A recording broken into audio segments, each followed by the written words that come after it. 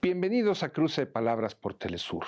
Soy Luis Hernández Navarro y para conversar sobre las normales rurales en México, un tema que está en el centro del debate de la política educativa en el país, está con nosotros Tatiana Coll. Tatiana es socióloga por la Universidad de La Habana, profesora investigadora en la Universidad Pedagógica Nacional y una gran conocedora del mundo del normalismo, de las normales rurales, de la educación alternativa. Tatiana, muchísimas gracias por estar con nosotros. Como siempre, muchas gracias. Un tema imprescindible hoy día. Muy interesante, ¿verdad? Sí, Eso tenemos que decir, pero además lo es. El año que viene se cumplen 100 años de la fundación de la primera normal rural en México, la de Tacámbaro, que después se convirtió en Tiripetío, Michoacán. ¿Cómo le contarías tú a quien no está familiarizado con el mundo del normalismo rural en qué consisten este tipo de escuelas? Bueno, es una larga historia, son 100 años, ¿no? Es una muy larga historia, pero intentando hacer un breve resumen, la primera idea es un producto, uno de los mejores productos sociales educativos de la Revolución Mexicana, por supuesto, ¿no? Inicia con Vasconcelos, que si bien es un personaje controvertido hacia el final de su vida, pero tiene grandes maestros de por medio, Basols, el ímpetu del propio presidente Cárdenas, José Santos Valdés, que es un gran maestro, ¿no? Que está en el aura de todas las normales, Rafael Ramírez, en fin, hay una cantidad de personajes de aquella época que entienden que el campo, es decir, para América Latina la reforma agraria ha sido un asunto nodal en toda la historia de América Latina, tanto es así que todavía los golpes de Estado de los años 60 y hasta los de 70 se deben a veces a intentos de reforma agraria, es decir, el campo es un problema no resuelto en América Latina. Ahí está el caso de Guatemala con Arbenz, por citar uno. No, y yo te diría que eso va hasta Chile, hasta Chile en el 73 Salvador Allende, pasando por el golpe a João Goulart en el 64 en Brasil, que fue exactamente al día siguiente de la proclamación de la reforma agraria y encabezado por los coronelazos latifundistas, ¿no? Bueno, es decir, y esto marca la historia de América Latina y las normales rurales son un proyecto fundamental porque entienden que no se trata solamente de repartir la tierra, sino de dar herramientas, posibilidades, visión, capacidades, sueños, utopías, conocimiento del mundo a los campesinos para poder desarrollar a fondo una reforma agraria. Y la educación pues es un motor potentísimo, lo vemos en Cuba, ¿no? Fidel en el año 60 dijo, este será un país de científicos y bueno, mira ahora produciendo la única vacuna latinoamericana, ¿no? Es decir, y esa visión pues impulsada por la Revolución Mexicana se convierte en un proyecto único, las normales rurales, ¿no? Con programas muy interesantes, muy importantes, a la luz de una visión que consolida este sentimiento comunitario arraigado a los procesos de lucha por la tierra, del campesino, del estudiante, porque en las normales rurales se concentra la figura del campesino, son hijos de campesinos, pobres generalmente, son estudiantes y van a ser maestros, son los tres grandes sectores que han luchado más a fondo en nuestro país, por decir algo, ¿no? En una forma constante. Y estas luchas, esta bisagra de las normales rurales ha guiado luchas en estos 100 años. Escuelas de pobres para pobres que resumen las dos grandes aspiraciones de la Revolución Mexicana. La tierra es para el que la trabaja y una educación pública, laica, gratuita, equitativa, diríamos, etcétera. ¿No? Se resumen en esas escuelas. Exactamente. Entonces son escuelas en resistencia, en realidad. Escuelas además que nacen bajo la idea de la educación en acción, con toda Exacto. la influencia de John Dewey. De lo mejor de John Dewey, diríamos, ¿no? Las escuelas ligadas al mundo del trabajo. Exactamente, escuelas que tienen un programa muy Desgraciadamente ha habido muchos cambios, ¿no? Pero básicamente son escuelas que pretenden abrirse al mundo comunitario. No son escuelas que se resumen nada más el enseñar a leer y escribir, multiplicar, restar, no. Son escuelas que se abren a la comunidad, se integran como parte de la comunidad para que la comunidad participe en la escuela. Y bueno, hay un viejo dicho africano que se necesita toda una comunidad para educar a los niños, ¿no? Es decir, es básicamente este sentido social comunitario en el que está involucrada capacidades educativas, pero con capacidades de organización, es decir, llevar adelante los procesos organizativos de las comunidades para ir trabajando en colectivo hacia un futuro diferente, ¿no? Tal vez, y bueno, además laicas, y tal vez esta es una cosa a subrayar, porque hablabas de que Tacámbaro fue la primera escuela. Bueno, se fundó junto a un seminario muy famoso, ¿no? Que ha dado personajes de los más conservadores. Entonces, Abad y Queipo, el obispo. Sí, el primer ataque frontal contra las normales rurales pues lo protagonizó la Iglesia mexicana. Recordemos que fueron los tiempos de los cristeros, el levantamiento de Cristo Rey contra la reforma agraria, y las normales fueron denominadas como engendros del diablo, donde se practicaba el libertinaje porque estaban los internados, ¿no? Entonces, el primer gran ataque a las normales rurales se da ya en los años 20, frontal contra Tacámbaro y contra esta idea de social, colectiva del campo comunitario, de acceso a una educación para los campesinos, ¿no? Y la iglesia es feroz en eso. Escuelas del diablo, pero que luego pasaron a ser kinderes bolcheviques, Bueno, guaridas de comunistas, nidos de guerrilleros, a lo largo de estos 100 años, exactamente. ¿no? Y ahora las quieren acusar de ser centros de corrupción. Exacto. ¿Cómo explicarnos que una institución con una misión tan noble como es la de dar educación en los lugares más remotos del país, sufra esas descalificaciones? Por los intereses, los grandes intereses detrás de todo esto. Ahora, evidentemente, los intereses educativos son el mercado, y el mercado educativo es lo que priva sobre todo, ¿no? Y los costos, los mercados, y la competitividad y la eficiencia. Pero si nos vamos un poquito hacia atrás, lo que se conoce en México como la leyenda negra de las normales rurales, que fue construida, pues en cada momento responde a un momento histórico político, sobre todo político. En la época de Miguel Alemán Valdés, pues estaba la Guerra Fría en todo el mundo. Entonces, ¿de qué podía acusar a una normal donde los intereses sociales fueran predominantes? Pues de comunistas, como se acusó a todos los movimientos sociales, como se justificaron todos los golpes de Estado en aquella época, todos los que levantaban la voz para decir protesto eran comunistas, ¿no? Entonces responde a la Guerra Fría. Después viene el periodo terrible en nuestro país y en el mundo, en América Latina, de la guerra sucia, las guerras sucias. Pues ¿de qué se va a acusar a muchachos que salen a protestar y que tienen vocación social y que apoyan las luchas campesinas y estudiantiles del 68? Pues de guerrilleros.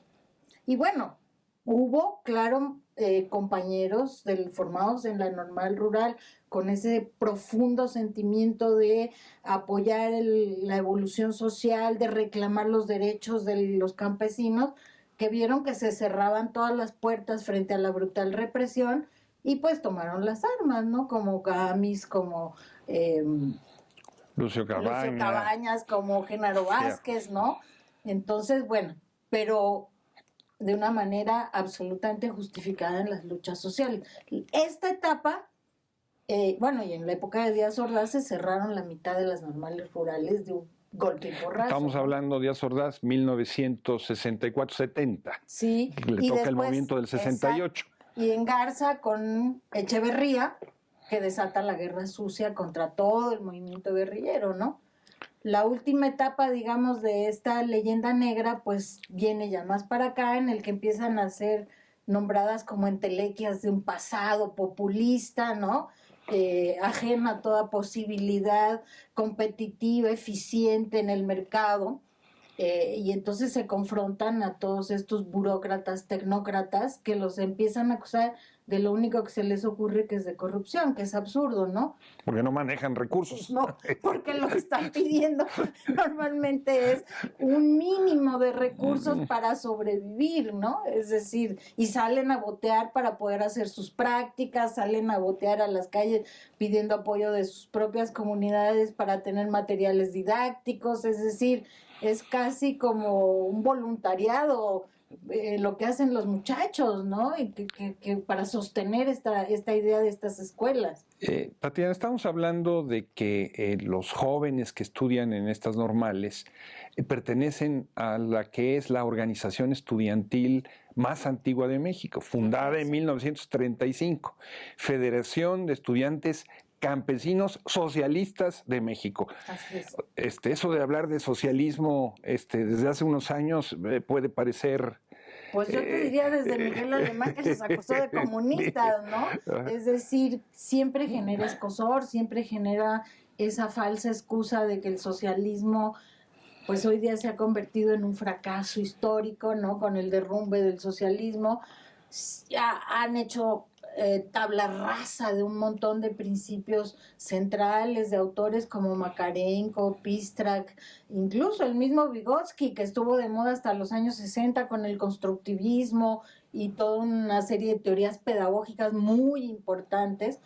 Pero si vemos en proyectos alternativos de los que hablábamos, Luis, por ejemplo, los proyectos educativos del MST en Brasil, los proyectos que se han echado a andar en Bolivia, los mismos proyectos venezolanos en las comunidades, pues retoman los mismos principios que han venido, por los cuales han venido luchando las normales rurales, es decir, la vinculación de la teoría y la práctica como un elemento fundamental en las comunidades, ¿no?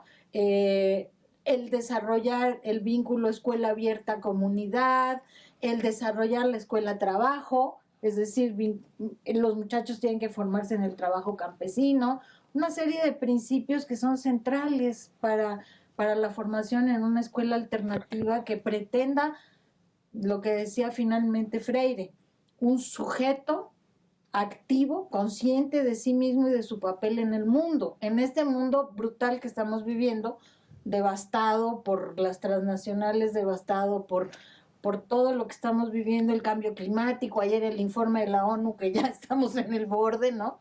Bueno, ¿te parece si vamos a una pequeña pausa? Sí.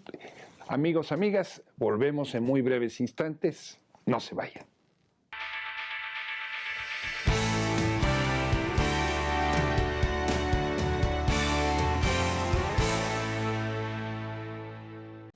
Estamos ya de vuelta en este cruce de palabras por Telesur, conversando con la socióloga Tatiana Coll, profesora e investigadora de la Universidad Pedagógica Nacional, sobre las normales y el normalismo rural en México.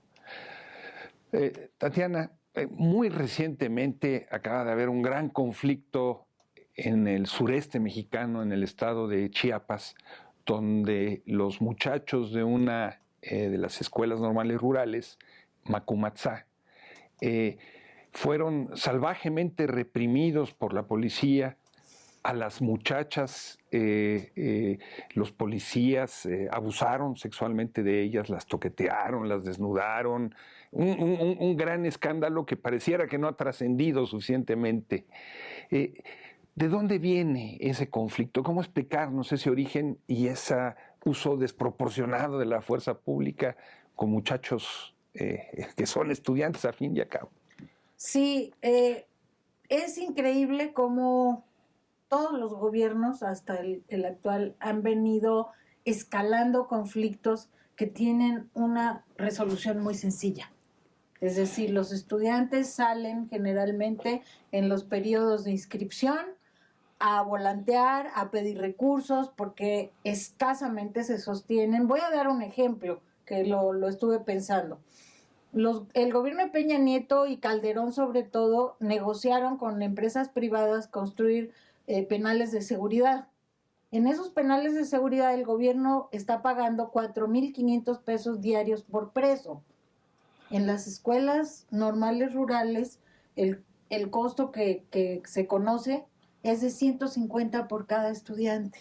O sea, eso pinta a todos estos gobiernos. Es más dinero para los presos que para los jóvenes. Es una desproporción brutal. Y bueno, ni creo que para los presos, porque yo creo que es para los que construyeron, porque los presos los tienen ahí hacinados, ¿no? Finalmente. Pero es la lógica del capital financiero contemporáneo, la lógica de toda esta burocracia.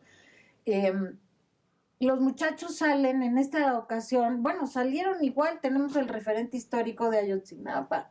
Los estudiantes simplemente habían salido a botear y a conseguir autobuses para venir a la Ciudad de México en un aniversario más de la represión del 2 de octubre del movimiento estudiantil de 68.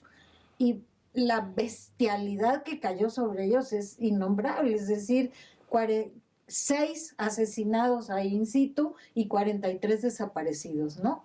Y después toda esta confusión de si el presidente municipal de Iguala había llamado a los narcotraficantes y se los habían entregado, si la policía participó, si el ejército estaba ahí.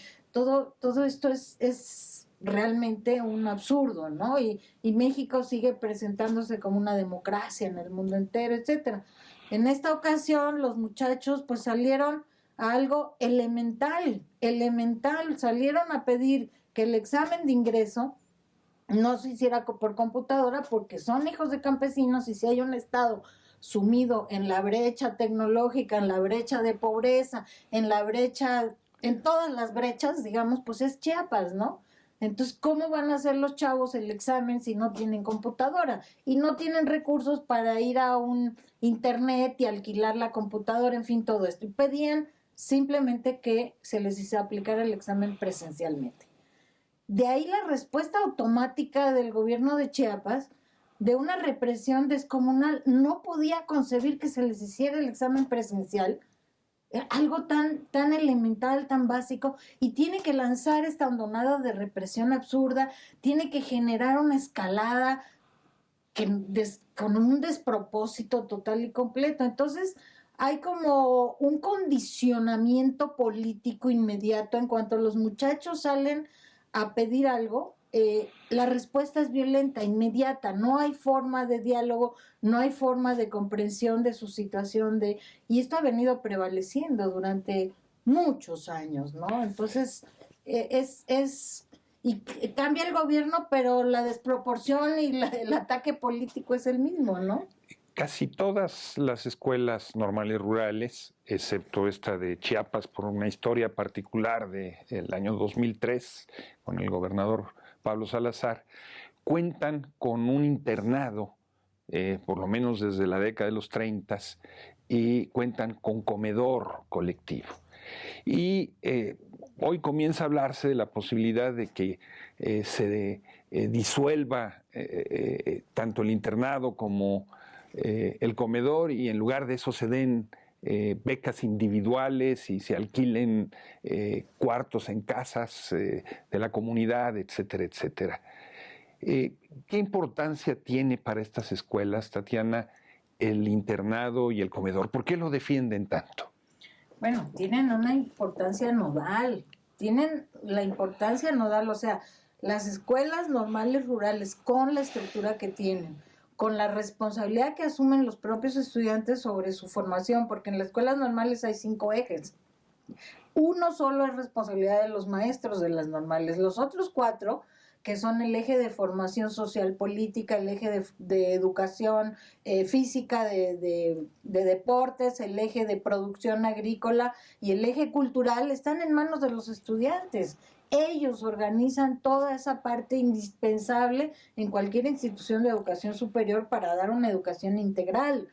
Y todo eso es comunitario, todos esos son proyectos que ellos elaboran ahí mismo en la escuela, en su compromiso, los grandes murales que tienen, que son maravillosos, que expresan toda esta idea colectiva. Ahora, la educación neoliberal en general se caracteriza por un elemento central, que es destruir las colectividades académicas, y las han destruido con mucho éxito. El trabajo individual, el estímulo individual, el romper los equipos de trabajo colectivo, el no entender la docencia como una práctica colectiva, ha sido la línea nodal de la educación neoliberal. Y esto, el bastión, digamos, que sigue hablando de trabajo en equipo, de trabajo comunitario, del significado que tiene esa convivencia, ese proceso de integración, la construcción del conocimiento es colectiva, pero la ha roto el neoliberalismo a través de toda esta cantidad de estímulos individuales, de competencia individual, de que yo necesito dar 5 conferencias, tener mis constancias para que me den más lana y más dinero, y la lucha por el dinero, pues es lo que prevalece, digamos, en los sistemas educativos desgraciadamente neoliberales. Entonces este es un núcleo de resistencia y de ir a contracorriente en los proyectos educativos. Tatiana, quien sostiene que México es fundamentalmente un país urbano, que el mundo rural quedó ya atrás y que por lo tanto no hace falta maestros especializados en tratar los problemas del campo. Tienes toda la razón.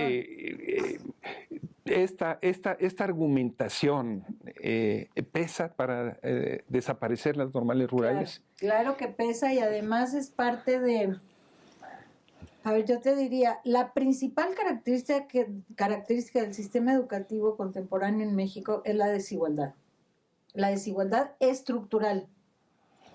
El 46% de las escuelas que existen en nuestro país son rurales, son lo que se llama unitarias, monodocentes, un solo docente, con piso de tierra, techito de lámina, escasamente un pizarrón, unas cuantas bancas que la propia comunidad pone, y un docente tiene que dar clase a los niños de 6 a 14 años en ese pequeño espacio, organizarlos en la educación en grupos múltiples como este de un solo docente. Es el proceso pedagógico más complicado que hay. ¿Y a quién están mandando a esas escuelitas? Están mandando a los muchachos a través de un sistema que se llama CONAFE, con una preparación de 3-4 meses pedagógica, cuando debían de enviar a los mejores maestros si quieren realmente desarrollar, pero así bajan los costos. Escuelas unitarias, unidocentes, de escasos recursos, no les mandan nada, los muchachos que van a esas escuelas a veces tienen que dormir en la escuela, la comunidad, según el estado en que esté, tiene que brindarles la comida y les pagan un salario mínimo. Ni siquiera los maestros de las normales los quieren mandar a esas escuelas, porque los maestros de las normales ya se titulan como maestros y les tendrían que dar una plaza, les tendrían que dar otro salario. Entonces, ¿qué argumentan? No es necesario, el campo está cubierto. El campo no está cubierto, el campo tiene una desigualdad estructural que se reproduce. Entonces tenemos como 2 sistemas educativos diferentes en el país. El de bajo costo para el campo, al cabo que los campesinos, como dijo Fox, en el mejor de los casos enséñenles inglés para que cuando se vayan a Estados Unidos pues no los hagan patos con lo que les van a pagar por su trabajo. Esa es la mentalidad, ¿no? Esa es la mentalidad. ¿Qué futuro ves tú a estas escuelas en las circunstancias que hay? Tú hablabas hace un momento de Ayotzinapa. Recordemos que a los muchachos allí, la población despectivamente les llamaban los ayotzinapos, pero esta situación es generalizada en todos los lugares donde hay escuelas rurales y se ha generalizado al resto del país este estereotipo negativo, esta estigmatización. ¿Qué futuro les ves a ellos, al normalismo rural como tal, en este clima de animadversión? Bueno, les veo el futuro de que cuanto más gente logremos introducir, cooptar, meter, traer a la lucha de resistencia que ellos están haciendo, cuanto más grupos de resistencia armemos en todo el país sobre los distintos temas que hay en el país, las víctimas, los desaparecidos, la desigualdad, las mujeres, los homosexuales, en fin, cientos de frentes que hay, creciendo, sumando. El destino de las normales rurales tiene que ser responsabilidad de todos. Tenemos que asumirla como parte de una responsabilidad militante, educativa, yo diría, porque representan ese núcleo educativo que significa el retorno de una escuela distinta y no de la escuela que nos han venido imponiendo durante estos últimos 40, 30 años de neoliberalismo fehaciente. Es decir, son los reductos que están sosteniendo una serie de banderas que levantó Freire en su momento, que implican una educación totalmente distinta, una educación transformadora del sujeto, en el que el sujeto se apropie de su realidad y sea capaz de organizarse, de transformar. Vivimos en una emergencia de vida prácticamente, con todo el cambio climático, el desastre ecológico. Esas escuelas están formando los sujetos conscientes que permitirían enfrentar la crisis ecológica. En 2 minutos, ¿cómo te explicarías tú la otra cara de la moneda? La pervivencia de esas escuelas, el orgullo de sus egresados, de haber sido normalistas rurales, la defensa que las comunidades donde están hacen de ellas.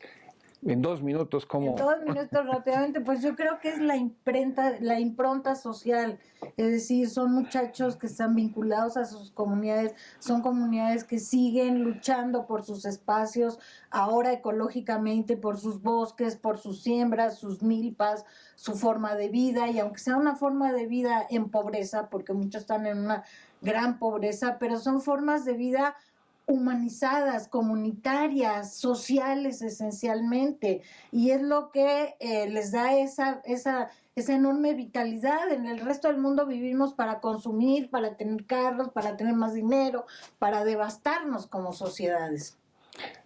Tatiana Coll, muchísimas gracias por estar con nosotros en este Cruce de Palabras. Muchas gracias Luis. Y ustedes, amigas, amigos, muchas gracias por su hospitalidad. El día de hoy, ya saben, los esperamos la semana que viene aquí por Cruce de Palabras por Telesur. Hasta la próxima.